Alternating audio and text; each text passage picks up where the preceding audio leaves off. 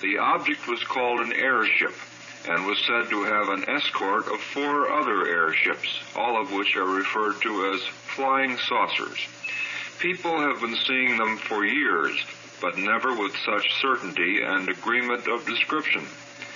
Past sightings of such unidentified flying objects have been so numerous that the federal government, through the U.S. Air Force, has established an inquiry group to look into such reports. The civilian chief of this inquiry group is Dr. J. Allen Hynek, professor of astronomy at Northwestern University. One might say that he's the highest-ranking and most informed person in the government on this subject. It is therefore a particular privilege for us to be able to speak with Dr. Hynek and get the best possible answers to questions that are of interest to everyone.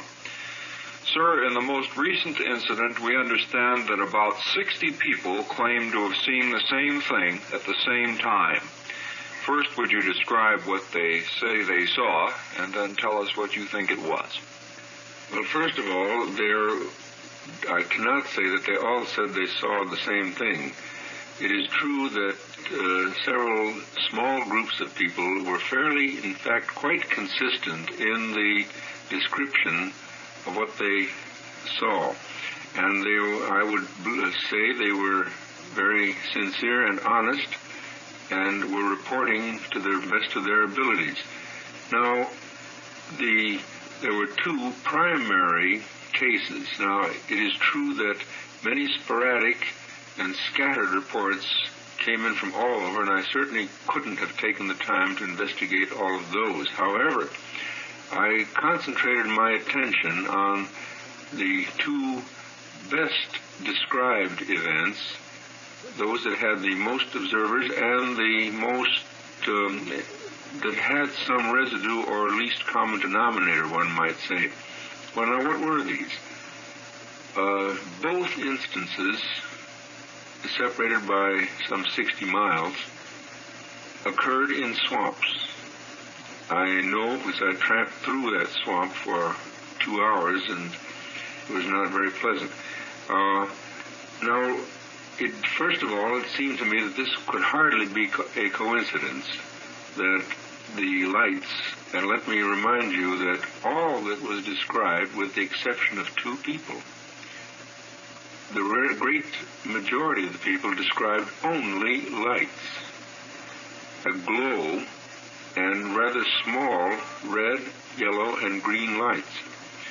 Now, the fact that this occurred near a swamp or at a swamp in both cases, a great number of observers were referring to those 2 events, led me to follow that as a clue. Now, an astronomer doesn't usually worry about swamps. His eyes are looking elsewhere generally.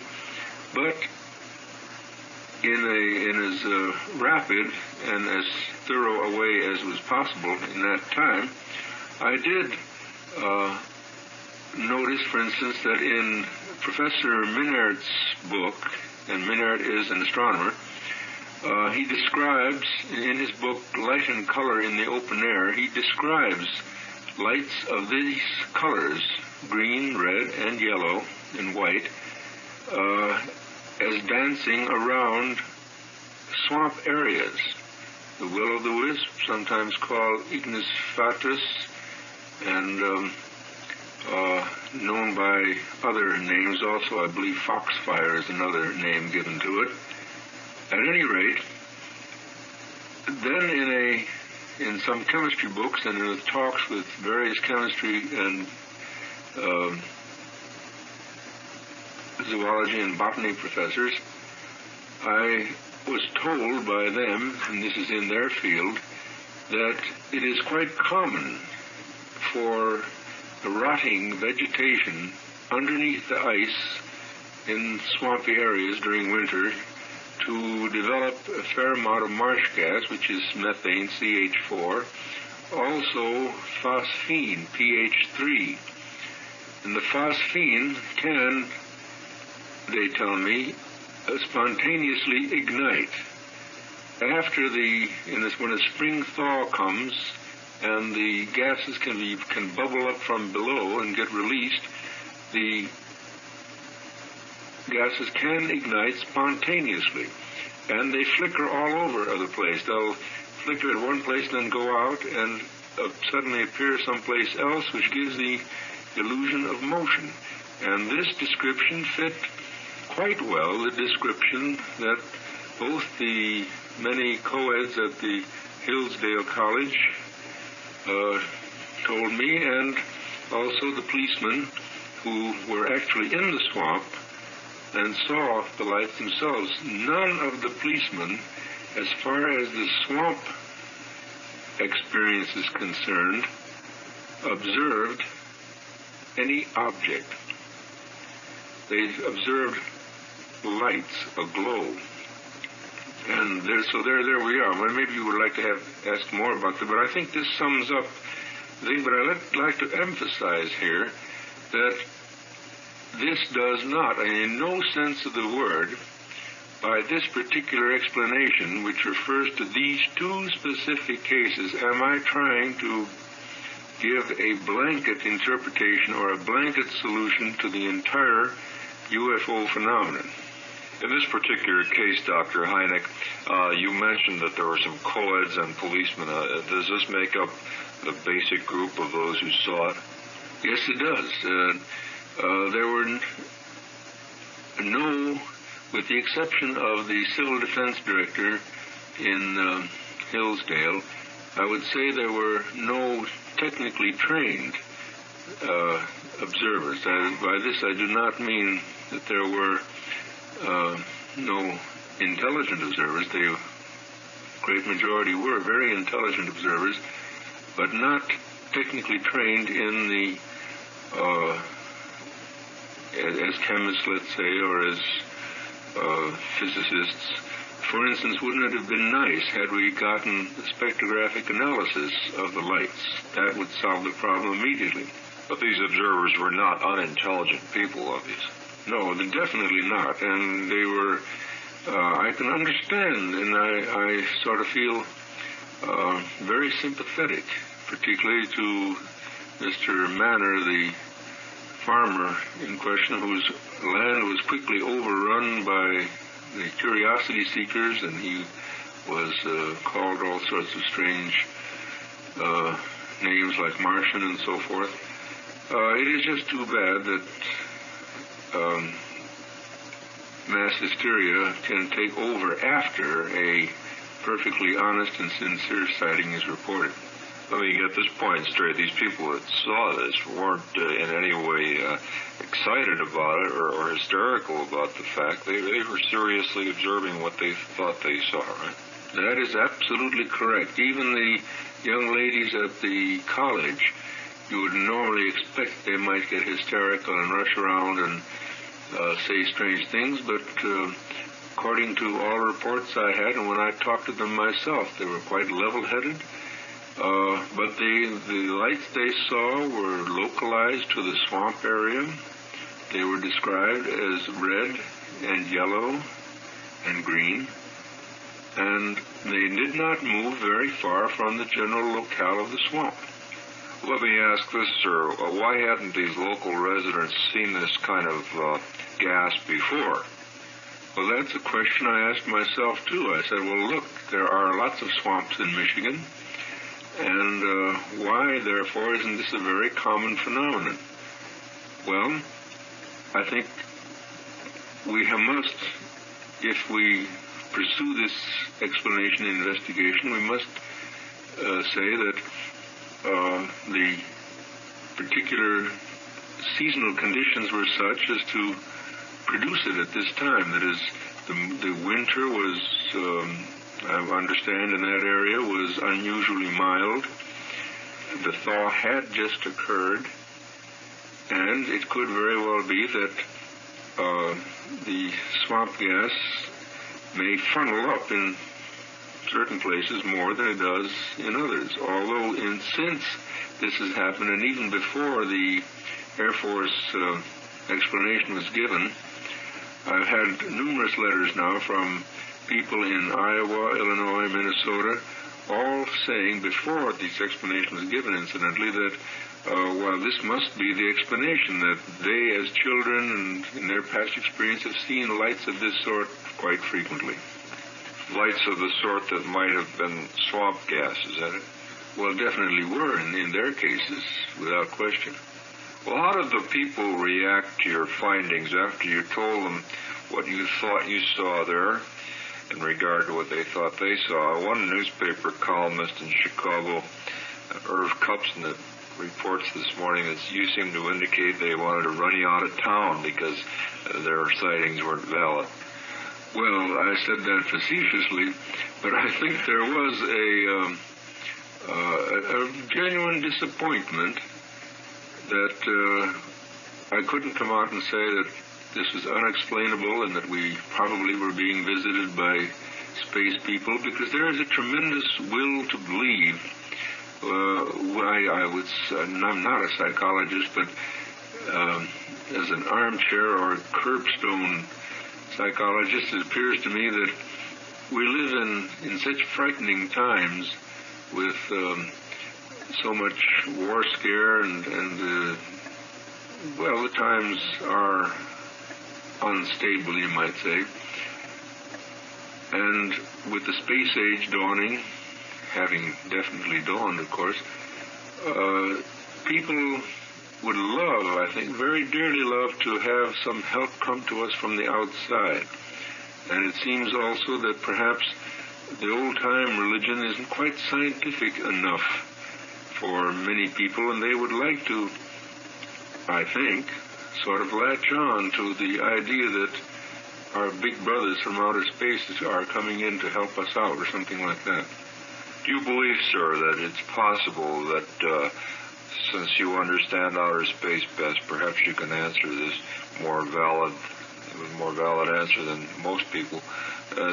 Knowing outer space as you do, what do you think are the chances that this planet of Earth might be visited by something from another world?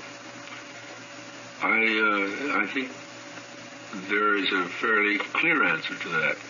Astronomers, the great majority of astronomers today would agree, I believe, that it is rather cosmically provincial to feel that we would be the only or the highest intelligence in the universe, and that there are undoubtedly perhaps even millions of other solar systems, which does not necessarily mean that they have intelligent life, but again, if there are millions of solar systems, why just ours to have life on it? Well, I think here we must distinguish between two words, possible and probable. And very frequently, the public mixes up these two words. I would say, and I think most of my colleagues would agree with me, that it is entirely possible that we might, in the past or at present, be visited by outside distant civilizations. But it is highly improbable.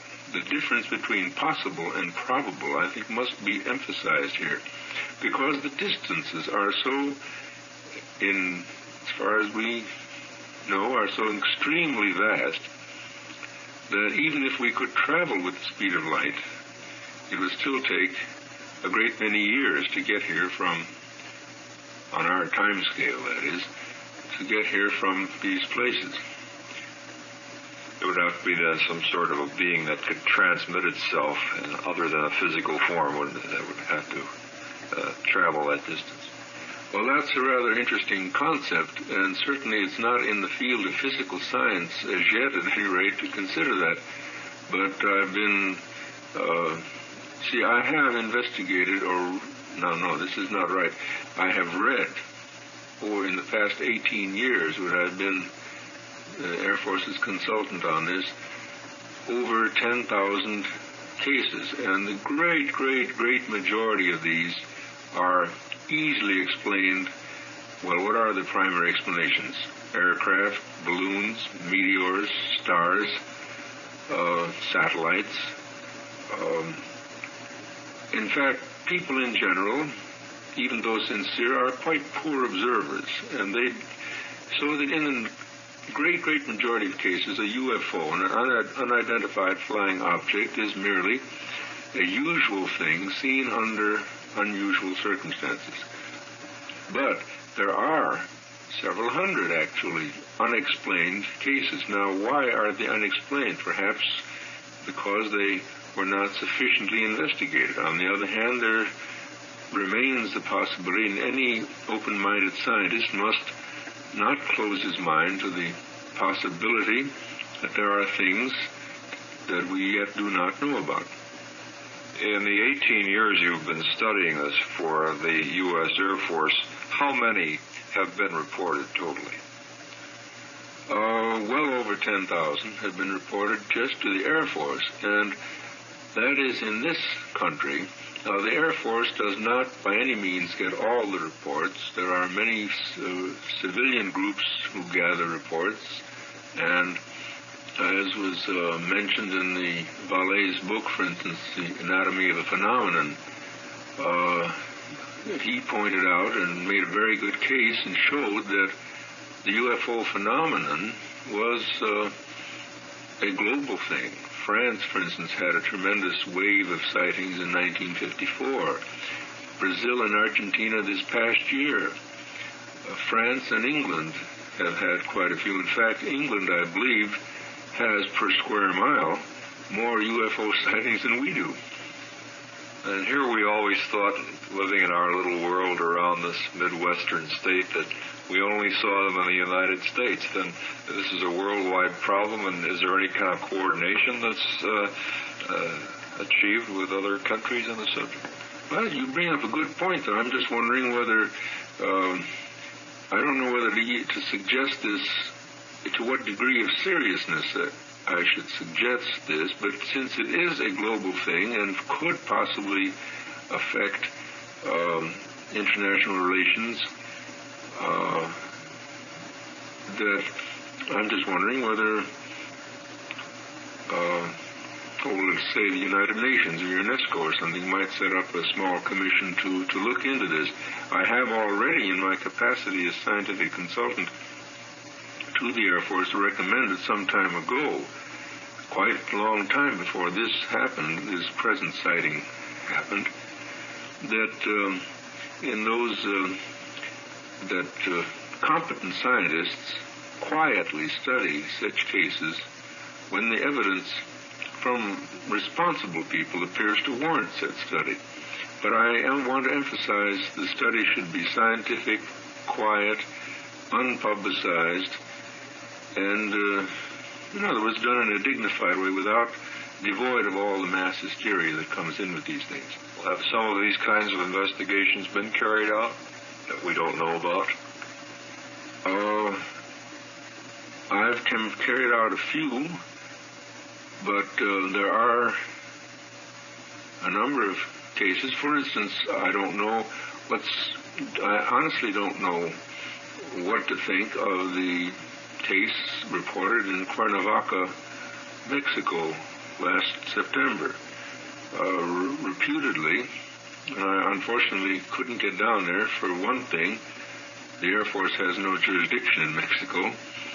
But here's again a case of where this UN commission might look into things like this.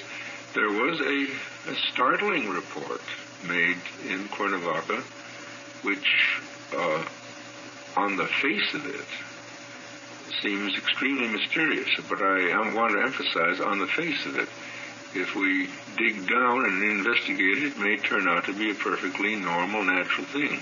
At the moment, I don't see how.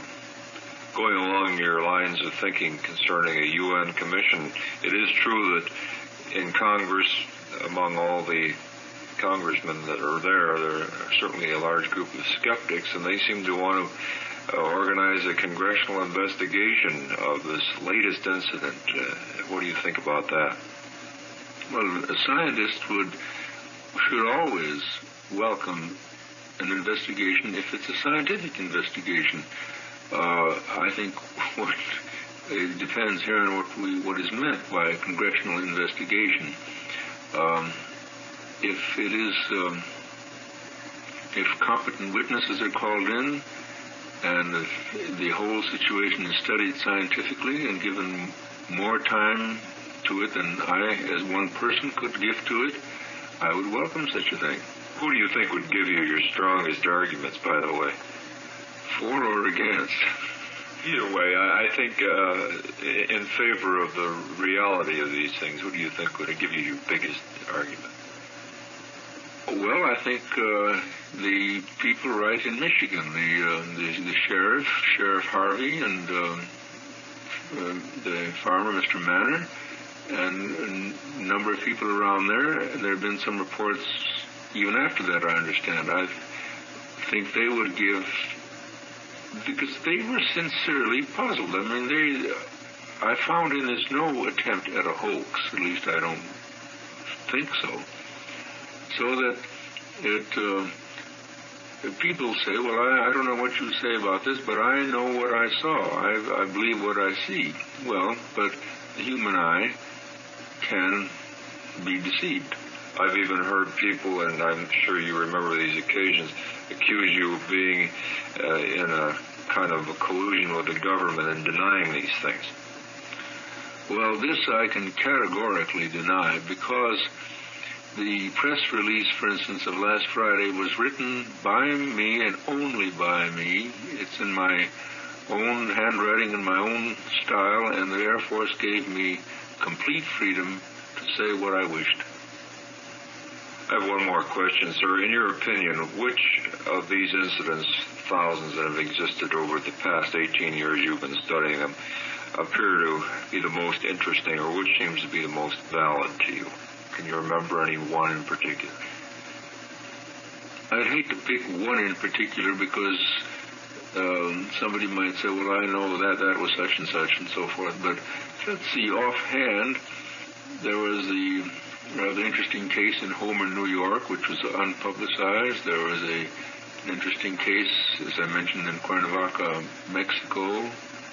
There's a case in Bismarck, North Dakota, a number of years ago. One in Monticello, Wisconsin. One could go on. Well, what would be the most unexplainable factor in the incident that makes it interesting to you? Well, of course, the most interesting thing would be what is it that they really saw. But apart from that, what bothers me is that there are generally so few witnesses. Now, suppose for the moment that we conjecture, and I'm not saying this seriously, but suppose that we were to conjecture and hypothesize that a spacecraft were visiting us, then isn't it logical to suppose that our marvelous surveillance systems would pick this up? Secondly, if it's seen at point A, why is it not also seen on its way to point B? If an airliner leaves O'Hare, Chicago, and on its way to San Francisco, you can track its path. You'll see it in Omaha and Denver and Salt Lake City and so forth. Whereas the thing that bothers me about some of these sightings is that suddenly an object or a light or something, a sighting, is reported at location A, and then it just seems to go up vertically, they say, and nobody sees it go away, really. I think we have one very current example from the newspaper of March 28th. Chicago Sun-Times reports from a place called Bad Axe, again in the Midwest state of Michigan. 3 policemen in this little community in Michigan's Thumb reported watching a bright blue light over Lake Huron for about half an hour early Sunday. Bad Axe policeman Peter Torres described the object as very large and moving too fast to be a star. I'd like to comment on things like that. I have no reference to this particular policeman because I don't know him, and he may be quite competent and sincere. But more generally, here's a typical report that will come in, a typical statement. I'll ask someone, well, was the object moving? Oh, it was moving very fast, very fast. Well, how fast? Well, I think 500 miles an hour or more. Well, that's interesting. How long did you see it? About 2 hours. Yes. Well, now, what do you do with a thing like that? There are so many contradictions, and you have to throw contradictory evidence out. You just can't try to give it credence.